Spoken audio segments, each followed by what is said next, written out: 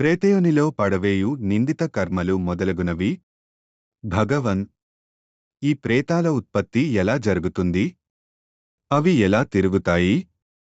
వాటి రూపురేఖలు భోజనాదులు ఎలా ఉంటాయి? అవెక్కడుంటాయి? వాటిని ప్రసన్నం చేసుకోవడం ఎలా? ప్రసన్నచిత్తుడవై నాకీ జ్ఞానాన్ని ప్రసాదించు అని కోరాడు అండజ కులమండనుడు. చెప్పసాగాడిలా బ్రహ్మాండాధి నాయకుడు. కశ్యపాత్మజ, పూర్వ పాపఫలం వల్ల మరికొన్ని పాపాలు చేయాలనే కోరిక పుట్టి దానినణచుకోకుండా అదుపులేని చిత్తవృత్తితో వర్తించి మానవజన్మను తగలబెట్టుకొనే పాపాత్ములు ప్రేతాలవుతారు.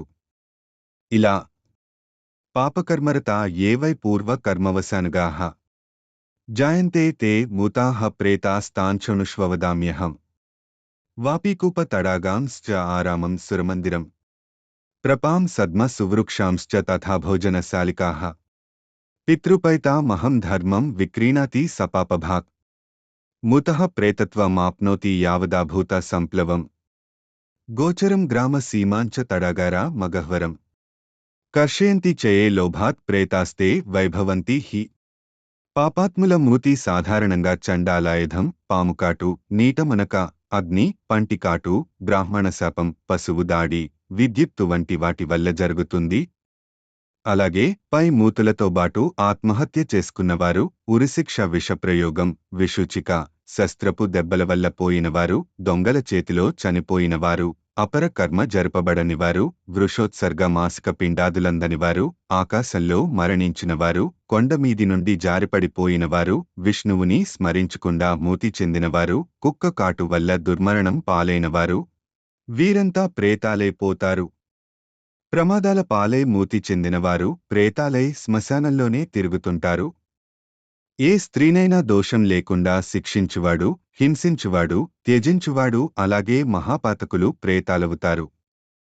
పండిత గృహాలలో జన్మించికూడా విద్య నేర్వక సదాచారహీనుడై తండ్రిని బాధించువాడు ప్రేతయోనిలో పడతాడు.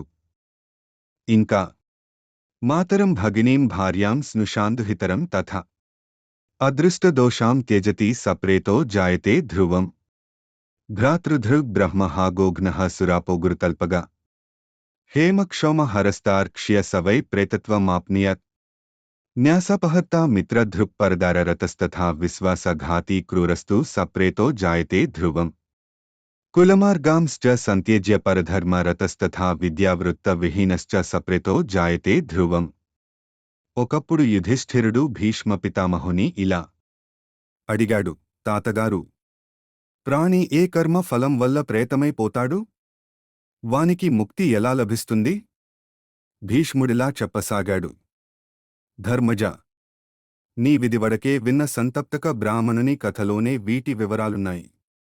ఇది పంచప్రేతోపాఖ్యానమను పేరిట సుప్రసిద్ధం, శుభప్రదం.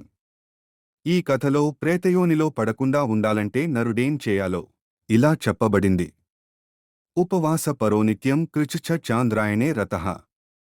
వ్రతైశ్చ వివిధేః పూతో న ప్రేతో జాయతే నరః. ఏకాదశ్యాం వ్రతం కుర్వం జాగరణే సమన్వితం. అపరేః సుకృతేః పూతో న ప్రేతో జాయతే నరః.